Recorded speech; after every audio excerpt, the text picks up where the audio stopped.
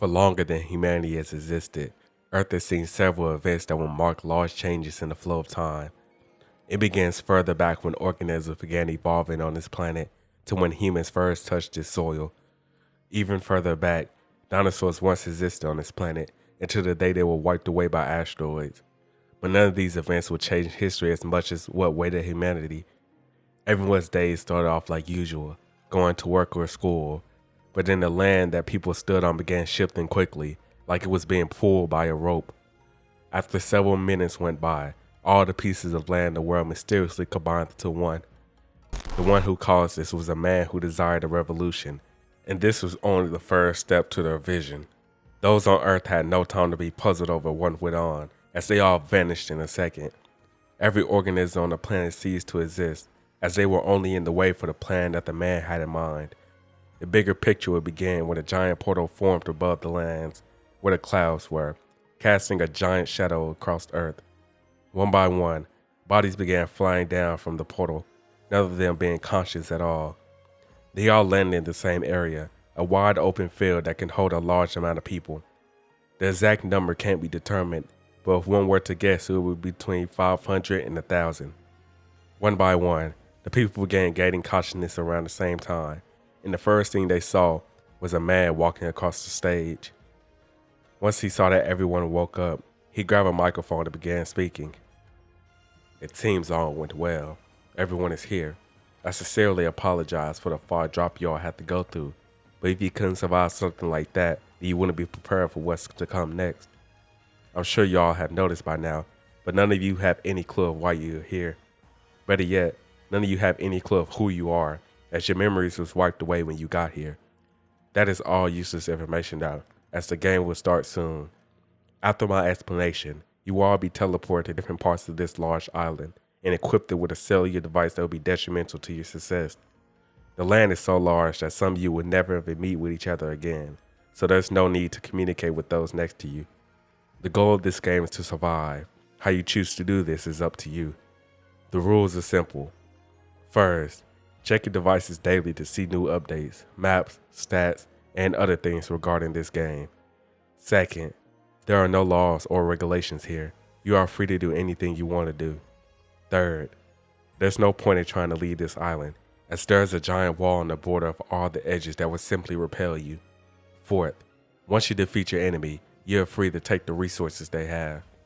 Fifth, you're free to form up to teams of up to 3 people, meaning that there doesn't have to be only one winner. Sixth, there will be daily drops of supplies, first come, first served. Seventh, you are not alone. There are other creatures out in the wild, and they will kill you without a second thought. And lastly, don't try to find me, it will be futile. With this, the man let go of the mic and raised his hand to create another portal. Everyone in the crowd was speechless, trying to process all the information they were just told. Some began to let out cries, but they didn't know who to cry out for because they didn't remember anything about their past. I apologize for the slight inconvenience, but there was one rule I forgot to mention. The Game Master controls all. And now, let the games begin. The Game Master stuck out his hand and created another portal, and one by one the crowd began to get sucked into it. After everyone had gone through, they closed the portal and began to watch the survival games. Where am I?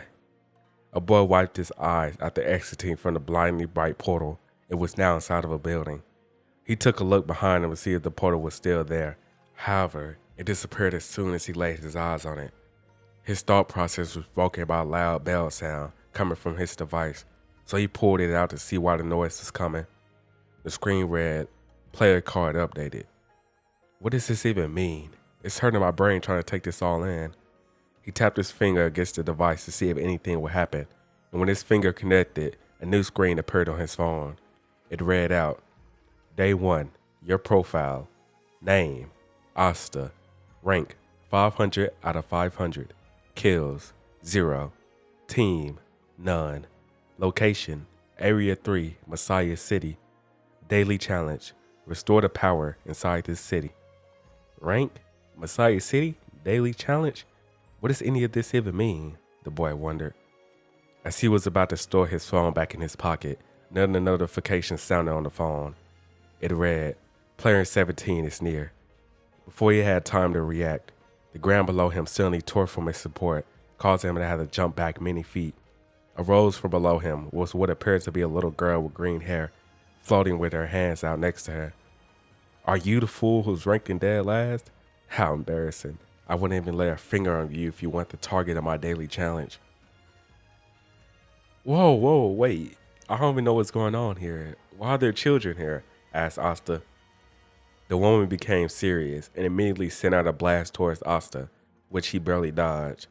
Having no other choice, Asta was forced to initiate combat. Despite losing all of his memories, his body seemed to naturally remember how he once fought before he got here.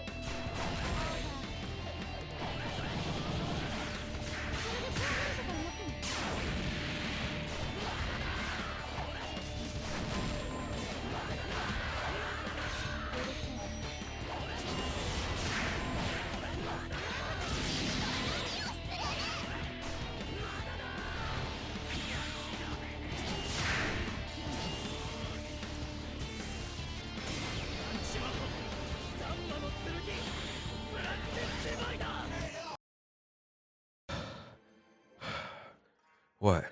You're not just gonna kill me here? Please, don't tell me you're a wannabe hero, said player number 17. No, I don't want to kill you. It seems my hand won't even allow my sword to pierce through you. Instead of that, since it seems like you know more than I do, can you explain what any of this means? He stuck his hand device into her face, causing her to make a disgusted face and shove it away. Don't get it twisted. We are still enemies. I don't plan on teaming up with anyone during this competition. But if it's only an explanation you want, then I could give it.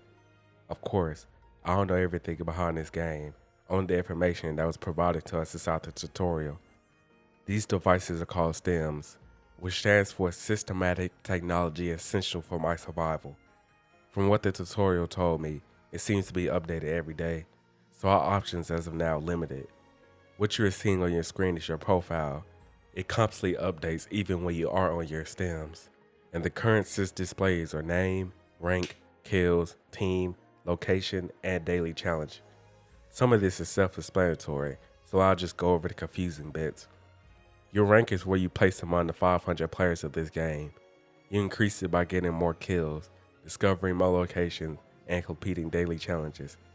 Though it's currently useless, the Game Master said that rank will play a big part in the coming days. Next is location. If you click the icon below location, you'll be shown the map of this island.